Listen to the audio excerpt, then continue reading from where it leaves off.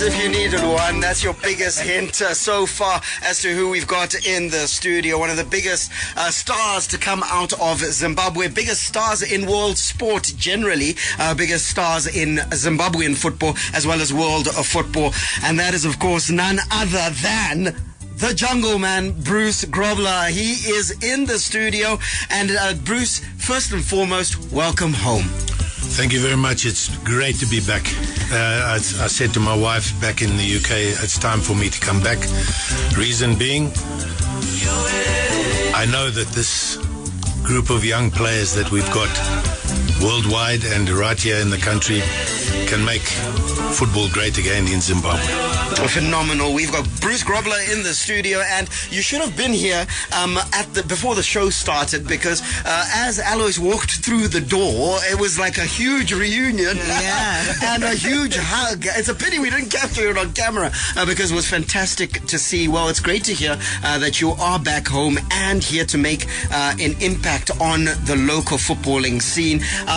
But first, before we get to that, and that is possibly the future, we want to cast back, because a lot of people don't understand or know or even have heard the history of Bruce Grobbelaar from the horse's mouth in terms of where it all started, what who you played for here, if you played here, and all of that. Give us a synopsis, as it were, of Bruce Grobbelaar, the man. Well, the synopsis is I arrived here in this country with my mother on a train from Durban, where I was born, at 2 months of age. So I do not hold South Africa as my home. I grew up here. I learned my football and my sport here. And this is one of the best climates in the world that you can play any sport. Winter, summer. You can play all the sports. And it's such a unique place. I was playing cricket and baseball in the summer, football and rugby in the winter. But when it came down to football, I was actually messing about at David Livingstone School. And Dave Russell came walking across the field and said, young man, where do you play your football? I said, I play at Relton. Well, I'd like you to come to Salisbury Callies. I said, my mother won't allow that. And so I took her there to 99 Livingston Avenue, where my mother and we stayed in the flats. And he said to my mother, I'd like this young man to come to Salisbury Callies. And at that time at Salisbury Callies, you had to pay a subscription. And my mother says, we haven't got the money to pay that subscription. He said, no, we'll pay it. We just like him to come. Training Tuesdays, Thursdays, we play on the Saturday and Sunday. So my mother said yes. That's where it started. That's where it started. That's where it started, at Salisbury Callies. Now, when I walked into Salisbury Callies, I was playing cricket for the Fawns. Wow. And those, at that time, it was Rhodesian Fawns as a wicket keeper. So you always had good hands. Before you continue, Bruce, there'll be a lot of listeners who'll be thinking, Salisbury Callies, where is that? Where was that? Well, Salisbury Callies is next to Hellenic. It's on the Mutari Road on the right-hand side. I think that there's a new team that's got that. I think that's Motor Action Sports Club. That's what we call it, Motor Action now. Motor Action Sports Club. That's where it started for me. Wow. And it was unique because at that time, there was a white league and a black league. Salisbury Callies opted to play against the Africans in the black league. So it was unique in Southern Africa for any white team to go to any township and play, but we did it, and we did it. When you joined Salisbury Callies, were you a goalkeeper, or were you like one of those who later on became a goalkeeper, or did you just start as a goalkeeper and carry on? When I was a youngster and my mother was playing in goal in hockey for Relton Sports Club and my father was playing in goal for Relton Sports Club in goal, I was stuck with 2 poles behind the goal and I was tied to those things, and I could go only 4 meters in the front and 4 meters in the back, so I just sat down and watched him play in goal.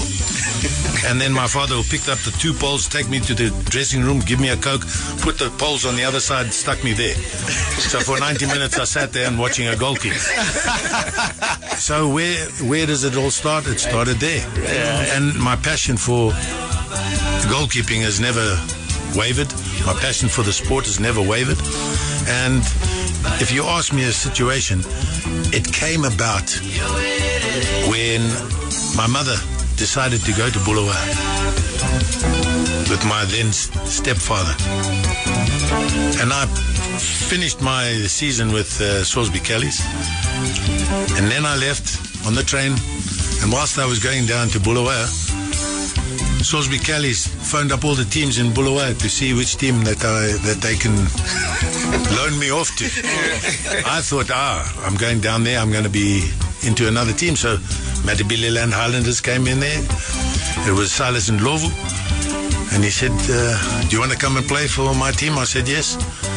And then I played my first debut at Barberfield Stadium. Wow. I was 15 years of age. I was the only white man in the stadium. Wow. In the stadium. In the whole stadium. Never mind the field. Yeah, we had the players, Buti Fanas. He was injured at that time, so he didn't even come to the stadium. So I was the only white man in that stadium. And that was me riding a bicycle there into Barberfields and the Mzilikazi and Popoma and riding back out afterwards. Wow. So and it was those people there, when I played against them, they said, this is not a white man. This is a black boy in a white man's skin.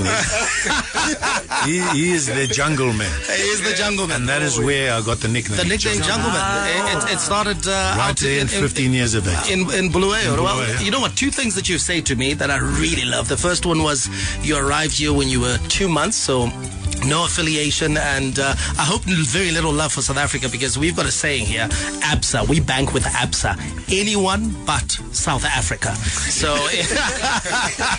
so if South Africa is playing anyone in rugby, we support the All Blacks.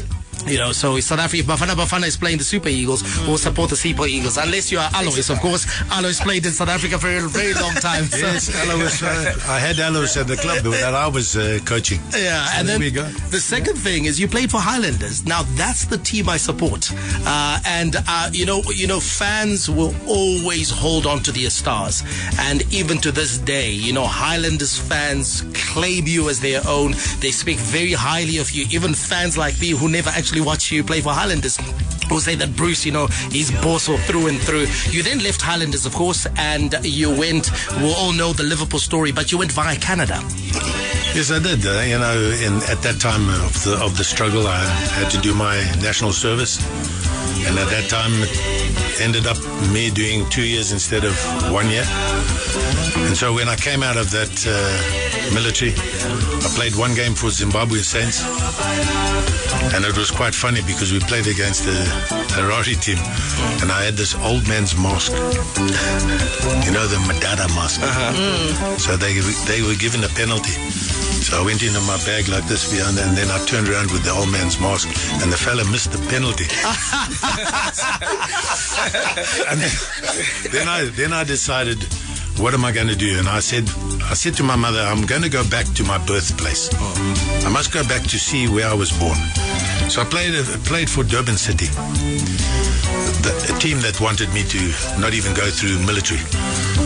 And I played there for 18 months. And the funny thing is, you know how fate happens to people. 18 months later, I get a letter from the South African Defence Force. It said, Dear Corporal Grobbelaar, 108085. You're hereby notified that in 6 months' time, you're going to go to the South African Defence Force. You're going to go to 32 Squadron. You're going to Angola. Because you've done your military dropouts of the aeroplane and you can track people. So I said to the friend that I'm staying with, this is not happening. He arranged something in 6 weeks. I got a letter from West Bromwich Albion. The manager there was Ron Atkinson, offering for me to go there for a trial. So I jumped on the first aircraft I could from South Africa, boom, straight through to UK. Now, as it happened at that time, it was easier to travel on the South African passport than the Zim passport. Yeah. And so I went over there. It never happened. Well, it was a Rhodesian passport at that time. Right. And for 5 months I was stuck in Birmingham, couldn't get a work permit. So you made the grade at West Brom? Well, they wanted to sign me, but I couldn't get a work permit. Okay. So they sent me down to Bournemouth to see if Harry Redknapp could get me something down in Bournemouth. That couldn't happen. I came back and I said, I'm going to back to South Africa. And the assistant manager, Colin Addison, great friend of mine who actually coached in Durban City, he said, do yourself a favor, get yourself to Derby County. Tony Waiters is there from Vancouver. He wants a goalkeeper. So I went to Derby, did 2 hours training session with him, and at the end of that, he signed me for Vancouver Whitecaps. And that was it. I was off to North America, and it went on from there. I played 3 games in the first team, found myself being put on loan to Crew Alexander. But it's on the same passport that I had when I was at West Brom. You have a look at this whole scenario. How am I going to get a work permit? Then I rang my mother. I said, you're from British stock. I need someone in my ancestry that is born on British soil. She said, try this one, son. Your great-grandfather, my grandfather, was in the Royal Fusiliers during the Boer War. Right. He was stationed at the Cape Town Fort, now called the Castle, and in 1901, your grandfather, my father, was born in that castle, a British stronghold during the Boer War. So I took all the information to Croydon, slid it through. 2 hours later, they said, where's that passport? And they stamped it, ancestral visa. Now I can play. Brilliant. Brilliant. Now, for me to sit here and tell you that story, today in Britain, I am the highest decorated goalkeeper in the history of the whole league, top division. If I had known that scenario in Britain a year earlier, I would never have been sitting here saying that I am the highest decorated goalkeeper in the history of the English league, because I would be stuck with West Bromwich Albion. We never won anything. Just want us to just pause and just reflect on that. The highest decorated goalkeeper in English football history. Now, and English football has had some phenomenal goalkeepers. I mean, Ray Clements, who preceded you at Liverpool, you come on to Schmeichel, Seaman, Dave Besant, guys like that, phenomenal goalkeepers. And at the very top of that pile is a Zimbo. Correct. Wow. The jungle man. The first African to pick up the European Cup, now called the Champions League. Yeah. First African to do that. That's absolutely phenomenal. So the messages come through here and says, guys, you've got to be kidding me. You have the irrepressible one, the one and only spaghetti legs in the studio. Wow. He's the very reason why I started supporting Liverpool way back in the 80s when I was in primary school. Him and John Barnes. The word legend does not fully describe him. He is beyond that. Larger than life. That is Brian, who has come through. Keep your messages coming in. We're going to be having a fan zone, and we'll be reading as many of your messages as possible. Indeed. And like we said earlier, we've got the Jungle Man in the studio, and the story is lighting our lives up because it's got so many pieces. It's a tapestry of history and almost God leading you in a particular direction. So there, your passport is stamped. Go. Passport is stamped. I played for Crew Alexander for 24 games. Started on the 20th of December 1979. Away game at Wigan at Springfield Road.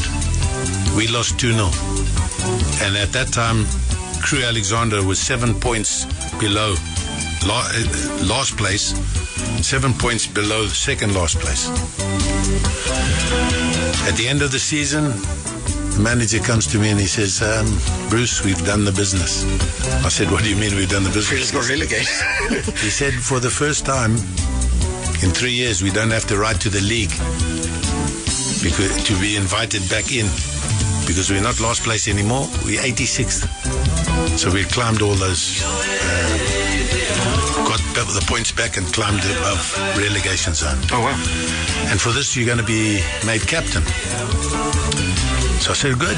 He says, How old are you at that stage? At that stage, I was 20, just turned 21, 22, just coming up to 22. Captain at 22. Captain at 22, Crew Alexander. He said, but there's two very important people coming to watch you play today. Now, bear in mind, Manchester City, out of 24 games, watched me 20 times. On this occasion, he says, there's two very important people coming to watch you. I said, Manchester City? He said, no, they're here as well, but two people are coming to watch you play is Bob Paisley, wow, and Tom Saunders from Liverpool. Please do not do anything silly during the game. They put on an old man's mask. No spaghetti. Yeah. Or doing silly things like swinging on the crossbar and that. So I said, no, it's okay. I won't do that. And what I did is when I came out for the warm-up, it was raining. So I said to Mavis, the tea lady, can I borrow your umbrella? And I did 20 minutes of warm-up with the umbrella. And in 20 minutes, I must have impressed them, because when I ran in after the warm-up, I saw the boss folded arms in front of the dugout going, shaking his head. I said, what's the matter, boss? He said, do you know those two very important people that came to watch you play? I said, what do you mean came? He says, yes, they've gone to watch Stoke City play Port Vale now. Well, 12 weeks later, they signed me for £250,000, which was a record for a goalkeeper. Wow. To take over the best goalkeeper in England at the time, and the best goalkeeper Liverpool has had up until now, in Ray Clements. And I took over from Ray Clements. Phenomenal. So you rate Ray Clements ahead of yourself in terms of being the best, ahead of Alisson and yourself? Ahead of Alisson for sure. Ahead of myself. But I was honored to be his custodian. We are only custodians in that position. Wow. And I took over from the best goalkeeper and actually surpassed what he managed to achieve. And I surpassed that and became the top of the tree in the medals. But in goalkeeping point of view, Ray Clements is up there, way up there. Untouchable. And where Alisson can come into this, if he's got longevity that we had, 13 years and 12 years with Ray Clements, he can actually surpass us and become the top one, which I hope he does. Because then we'll be happy for all those years. Absolutely. Let's talk about, so you mentioned Bob Paisley. Let's talk about some of the great managers that you've had at Liverpool. Obviously, you even played with Kenny Dalglish. He became player manager. Tell us about Bob Paisley, because he is someone that even a lot of Liverpool fans don't know about, but hugely successful man. Won multiple European Cups, very successful, right up there with Fergie in my side. So tell us about him and the other guys that you played for. Well, it started off in the 60s to 70s with the one and only Bill Shankly. And Bob came in as his assistant and then took over from Bill Shankly. And it was quite epic because it was the same year that I signed, or just before I signed that season. And Bob Paisley was a man of many small words that you couldn't understand. And listen, if you come into the dressing room and you'd say, yes, yeah, they've got this player and he's not fast, but he's nippy. And then he flings the far-flung one. And you ask him, what does he mean by fling the far-flung one? And there's Joe Fagan sitting with a cigarette going, oh, just get out and play. And that was it. Just get out and play. Joe Fagan, I would put him up in the same bracket as Bob Paisley. Bob Paisley won 19 medals in 9 years. Sir Alex Ferguson won 19 medals in probably around 19 years. So who would you say is the greatest? They're both very great in different scenarios. One was a longevity at Manchester United. At Liverpool, if you have a look at their managerial stretches, The longest a manager stayed at Liverpool is probably 15 years to 13. And then Bob Paisley, 9 years. But glory-laden years. Yes, and all in years 7, 6, 5. The great, now Sir Kenny Dalglish was King Kenny at the time, was just a great transition of player to player manager to management. And then one day he just turned around and he said, no, I'm going. It's done. And that was it. He left. We had one game as an interim coach, which Ronnie Moran took. We lost 4-0 at Luton Town away. And then Graham Souness came in. Graham Souness, after that, he left. Roy Evans was the last manager that I worked under. But you're talking about the great managers that I've worked under. I left there and I went to Southampton. The late Alan Ball took me there because I was playing with him in Vancouver. So he knew my pedigree and he brought me there to Southampton. Another great manager. And then the other great manager that I worked under is, of course, our Mr. Reinhard Fabisch, the late with the Dream Team.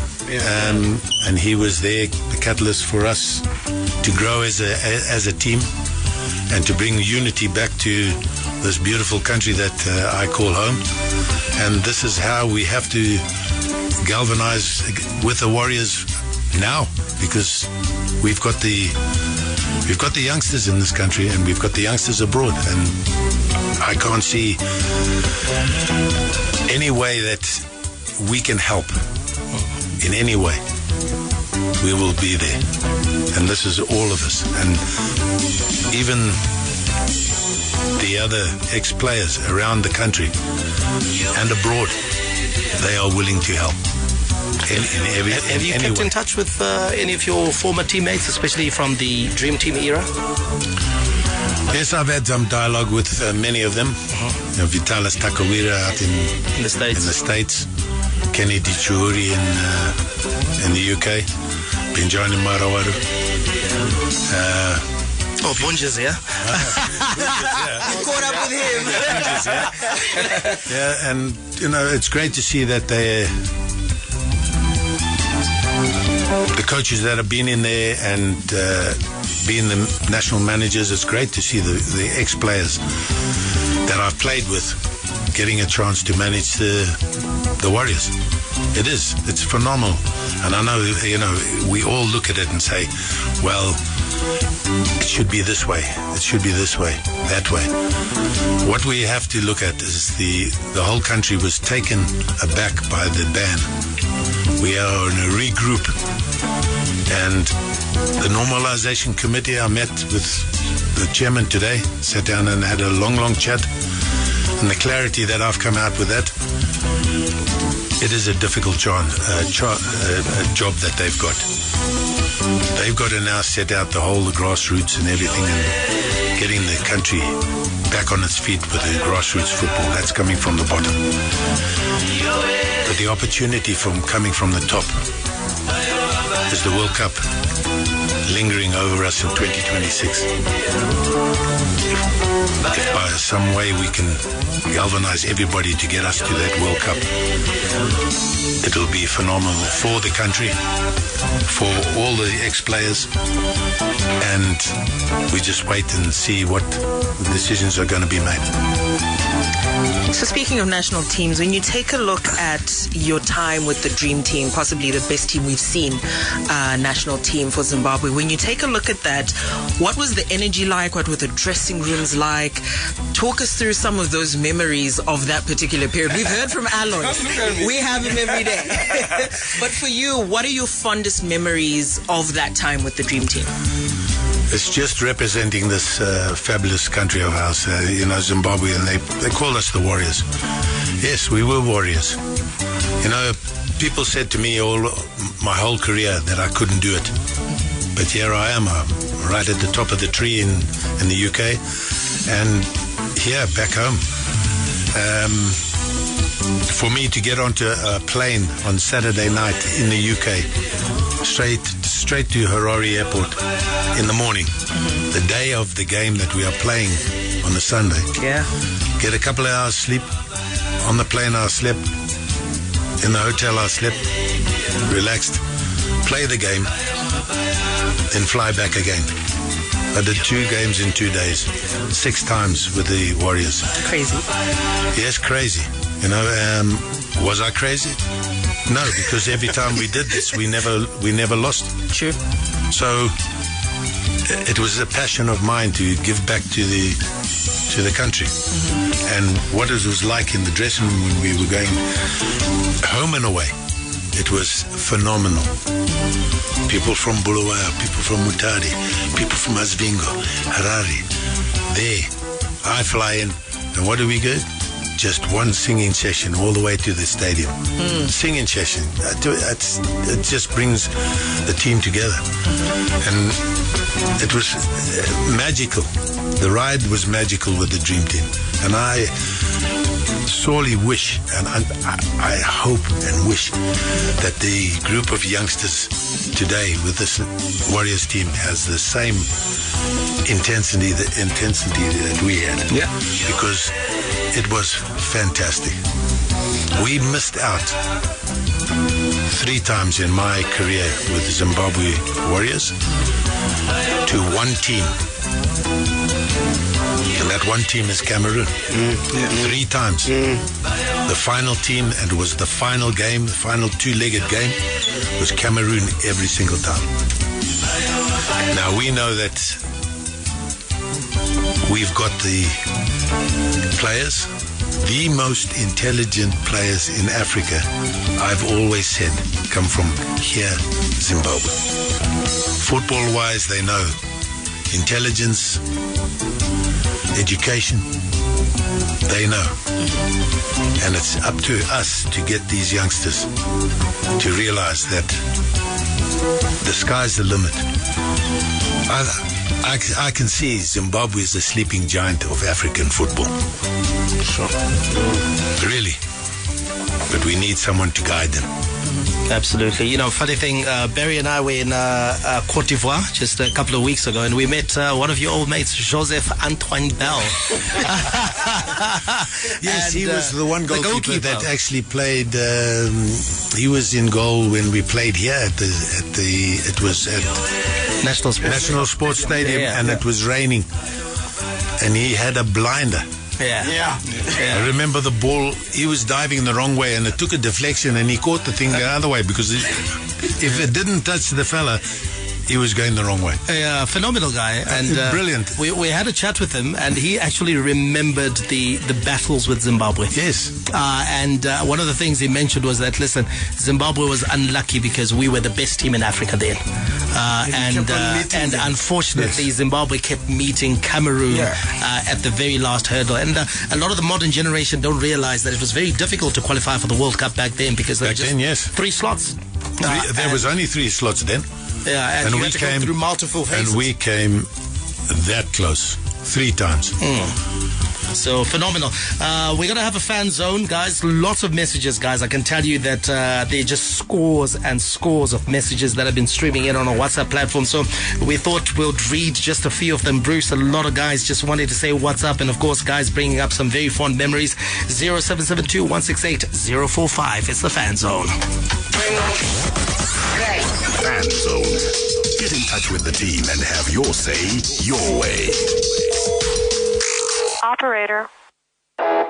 Right, it's time for you to have your say, your way on the show. That's for the fans. We are with Bruce Grobbelaar, the most decorated goalkeeper in English football history. Yes, you heard right, in English football history. That's ahead of the likes of Peter Schmeichel. Sorry, Manchester United fans. Ahead of David Seaman. Sorry, Arsenal fans. Ahead of Peter Cech. Sorry, Chelsea fans. It's our very own jungleman, Bruce Grobbelaar. and he's here in the studio at ZiFM. Your messages have been coming in, and this message says that the reason why I supported Liverpool is coming from Prince, and of course he credits that to Bruce Grobbelaar. He says, is the man in the studio. That's the reason why I started supporting Liverpool. May God bless him. He brought me so much joy. And this is Prince P.S. Katsande in Mbare. And that's a beautiful football, isn't it, Bruce? That it brings joy to a lot of people. You know, where you take a look at the national team during the time of the Dream Team, the National Sports Stadium would be packed 12 o'clock lunchtime, 3 hours before kickoff, 65,000 fans crammed in there, and a lot of them, of course, anticipating the entertainment, but also the positivity that a winning team brings to a nation. Absolutely, you know, and this is why I say that Zimbabwe is a sleeping giant, because the people of Zimbabwe are knowledgeable in football, and they've only got one song for it, and that's it. Baya. Baya, baya. Stan. When you hear that, and for me, as a keeper, to say to the fans, sing the song, and then they sing it, my goodness, it's like you'll never walk alone in Liverpool. When it's here in the National Sports Stadium and you hear that, it's very, very similar. All right, Stan in Buhera says, Bruce is the reason why I support Liverpool. Thanks so much for getting in touch, Stan. A message here reads, are you recording this? We need to see this show. It's a classic, okay? We are recording it. And if you follow us on our social media at ZiFM Sport, you'll be able, of course, to see some clips from this evening's show. Arthur says, I had the pleasure of meeting Bruce at Anfield when he was one of the legends before a game. A few sadza eaters amongst the Scousers. And this is a +44, so this is a guy who's out in the United Kingdom and is listening into the show. So good for you to get in touch. Gennaro in Glenora says, hi guys, welcome home, Jungleman. Same message from Kezius Mote in Guruve. And then a lot of questions around this here, Bruce, because this is something that's always flying around on social media. So we might as well, ask the question. It is alleged Bruce peed on the goalpost at Anfield to unjinx Liverpool's leagueless run. How far true is that, Bruce? That is very true. And I shall tell you exactly how it happened. I came back, and on the last day of the season, they play the game on the Sunday. On the Monday, I arrived back in the UK, and a friend of mine says, would you like to come and play for Hotel Tier? We're in a corporate cup, and we're playing at Anfield. And I said, yeah, fine. So we get into the dressing room. He said, and now you've got to finish what you started, because previous to that, I did pee on the posts, but it was after a night game, and I actually went onto the pitch and peed on the posts. And I was caught by the security and told to get out. And then I went back to Canada, and then it fizzled out. We came second to Gerard Slip. Yeah. Remember those years ago? That's 2014. 2014. So I come back, and I'm not playing for this Hotel Tier. Bunch of Norwegians, myself in goal. And so you've got to finish what you started. So I said, well, I'm not going to do this. So I took a water bottle into the toilet, poured it out, peed in the water bottle. Zimbabwean style. Yes. Then drizzled down the post at the cop end, drizzled down the other post, splashed it over the top in the crossbar. Wow. Put the top on, put it in the back of the net, played the first half. We go a goal down, we equalize. Now it's half time, we go down the other side, and there's a video of someone. What's he doing? He's pouring the pee down the post, across the top, bang, put it in the back of the net, and we drew 1-1 the game, and it's sudden death penalties. No 5 each side, sudden death. Norwegian comes up, slots the ball home, and he runs the full length and dives into the cop end singing like this. There's only about 20 people watching. And then their penalty taker came up, and I saved the penalty. We won the corporate cup. going forward to the next season. At the end of that next season, who picked up the cup? We did. We did. We might need you again this season because it's a very tight affair. When you learn about,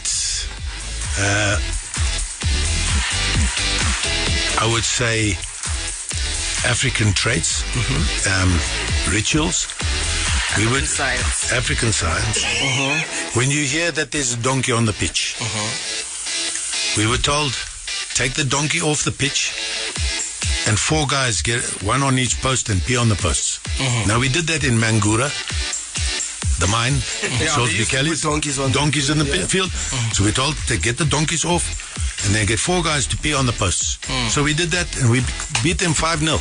Wow. And they were so angry because now the mooties come away. So this is what I believe. I'm from Africa and I will bring it back to anywhere you go. And it was, and I'm going to tell you this, 1992, my testimonial career, end of my testimonial, my career at Liverpool coming out. 10 years at Liverpool, they give you a testimonial. I was sponsored by Zambezi Lager at the time. So for a whole year, they gave me Zambezi Lager and I could sell it there in Britain and dinners and everything. And for my testimonial game, they sent over with Zambezi Lager a witch doctor. Oh. How novel. At Anfield, he got the mic at the end of it. He put his goat's tail. He went up to the post, did everything. And he said in 1992, if Bruce Grobbelaar and the Jungle Man is not working at Anfield, he'll never win the league again. Until he returns. Until I returned. And what did we do? We won the league. Well, we need 30 you, Bruce. years later. We need you this season. Talking about that mood belief, the juju, you're talking about. There was a game we played against Guinea. In Guinea. No, no.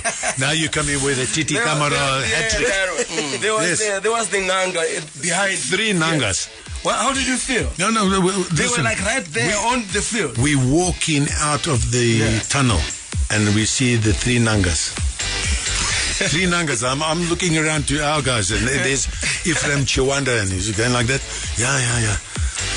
And then they came, one behind the goal. Yeah. And then the pit. Yes, in the pit. And then first off, Titi Camera comes there, bang, boom. I look around in the pit, he's gone. And there's only 2 left. And then we're playing again. This one starts walking toward the goal. Titi Camera, bang, another goal. 2-0. And he disappears. Now there's only 1 left. Bang, he scores again. They score again. 3 of them Nangas, when the goals came in, they disappeared. So there was a goal for every Nanga. And I'm thinking, boom, here we go. And in the second half, we battered them. We hit the post. We hit players on the head. And nothing went in. Couldn't score. And when we brought them back here, we beat them. We beat them, yeah. African science is a real thing. Bruce, there's a message here. Sports team greetings. I played against Bruce in 1972 in the under-18 league. I played for Dynamos and he played for Salisbury Callies. So wow. Yes. Played against you. He didn't give us his name, but his last 3 digits. His profile pic, so he's an elderly gentleman. So yes, I know. It could be Lincoln Mutasa. Oh, sorry, boss. It could be Lincoln. It's come through 0772-168-045. High sports team. Jungleman, the greatest goalkeeper of all time. That's the guy who made me support and love Liverpool. That is Mike out in Bulawayo. So the Liverpool fans are coming out strong here. Hi guys, may you ask the great legend. This is a guy wearing a Liverpool jersey with his missus actually on his profile pic, and it's Lennon Mudawapi. He says, may you ask the great legend in studio about what really happened in that 0-0 game in Egypt. Also, does Bruce think Liverpool will win the league this season? So 2 questions for you. Egypt, and then can Liverpool do it this season? Egypt 0-0. Wow. It was quite apt. We played in Egypt, we drew 0-0. 2 weeks later, we're going to be playing in Harare.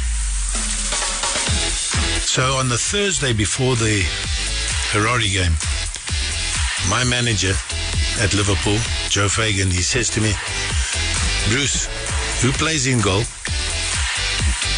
when you can't play for Zimbabwe? I said, I think it's Lucky Dube or it was Brenna Masiska. He says, okay.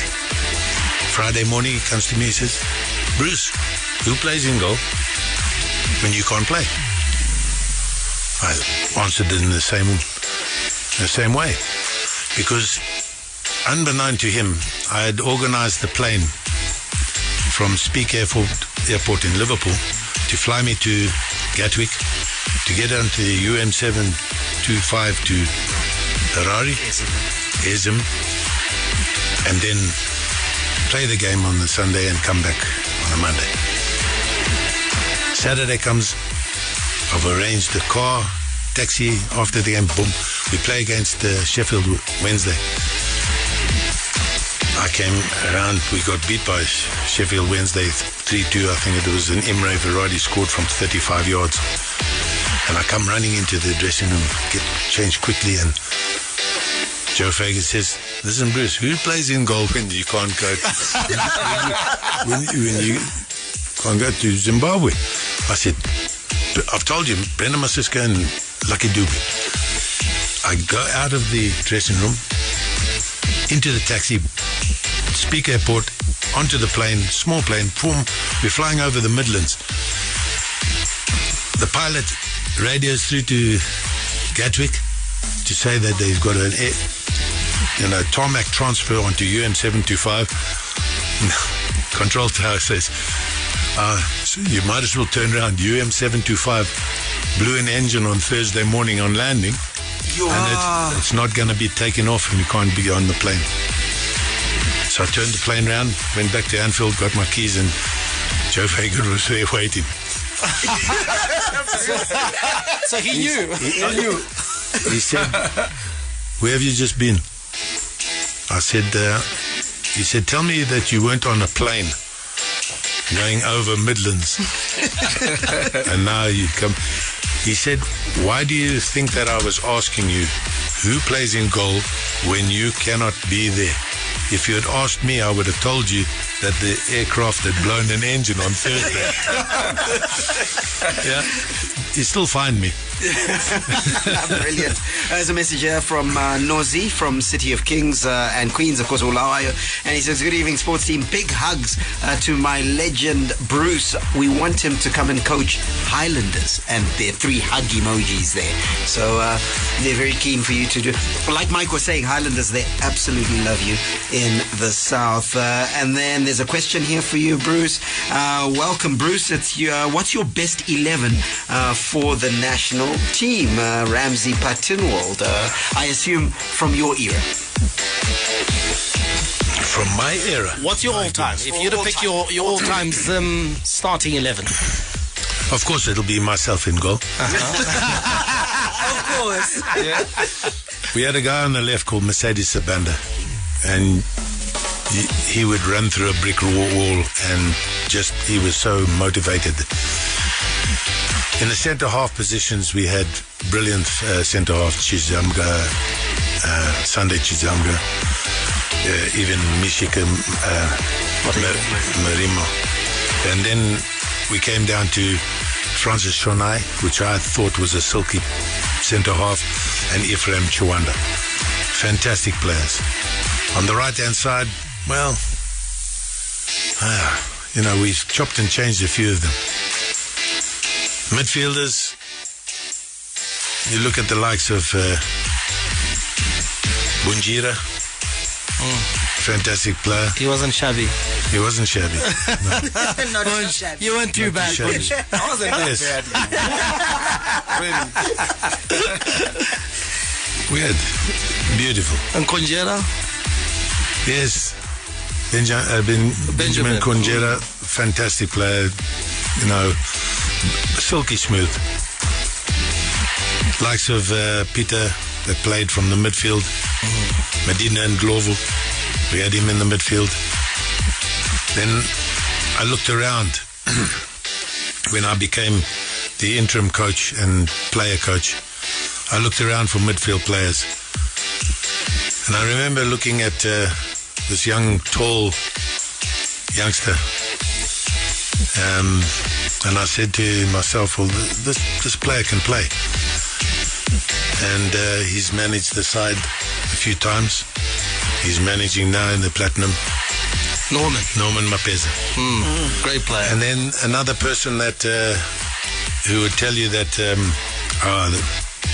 manager, he was playing out in the Czech Republic at that time. And he got a message that the national team coach is going to come and watch him play. And he thought that it was a load of rubbish until I walked in after the game and said to him, I think you played very well. Have you got your passport ready? Because I'd like to bring you to Zimbabwe to play for the national team. And that is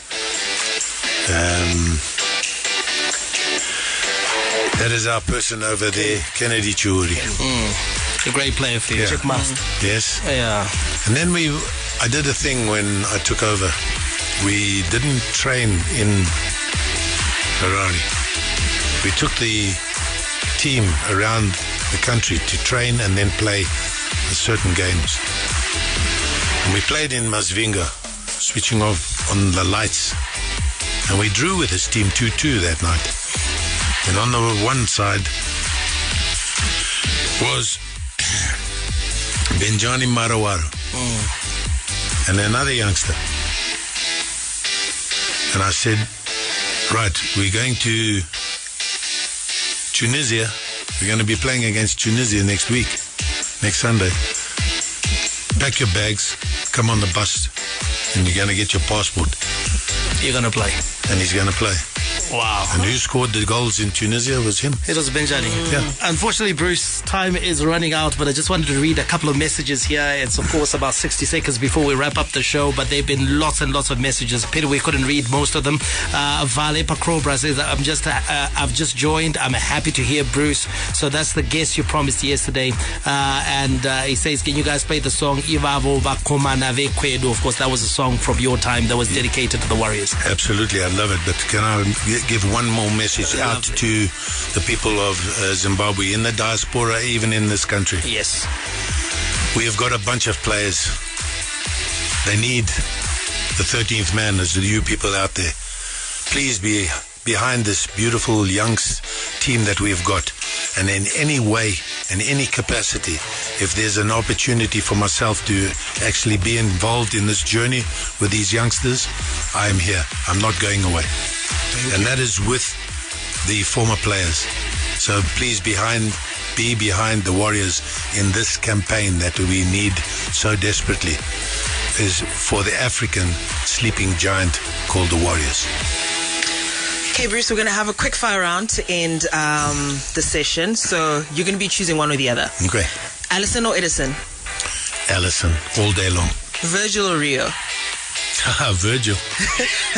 Osimhen or Lewandowski? Lewandowski. Coffee or tea? Coffee. Jam or peanut butter? Both. Cheating. Rock or reggae? Both. Oh, Bruce, you have to choose. You have to choose one. But here it's reggae. Yeah, okay, correct. Sing or dance? Dance. Suds or rice? Back home we had sadza.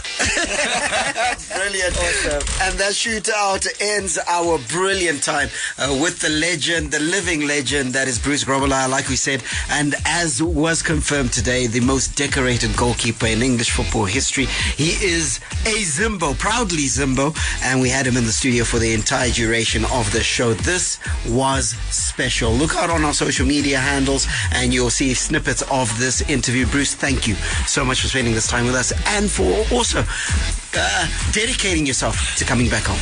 Listen, I've come back for one reason, to actually help the Warriors, and in any way I can help, Brilliant. Any way, shape or form. Brilliant to hear it. And I'm not going to be going away. And it's a desire that I've had since I went on this journey. 3 times trying to just get there. Yeah. No. We've got to finish the job. That's so good to hear. Get there in 2026. And here, what we can say to you is good luck with the selfies out there. You're going to be in trouble. All right, that was a special edition of ZiFM Sport. Thank you so much for joining us. The news is a little bit late, but it is coming right here on ZiFM Stereo. Keep it right here on this station. We're back tomorrow, 5 after 6, with the show that you know and love. May God richly bless you. That's my story. And I'm sticking to it. Manande, out.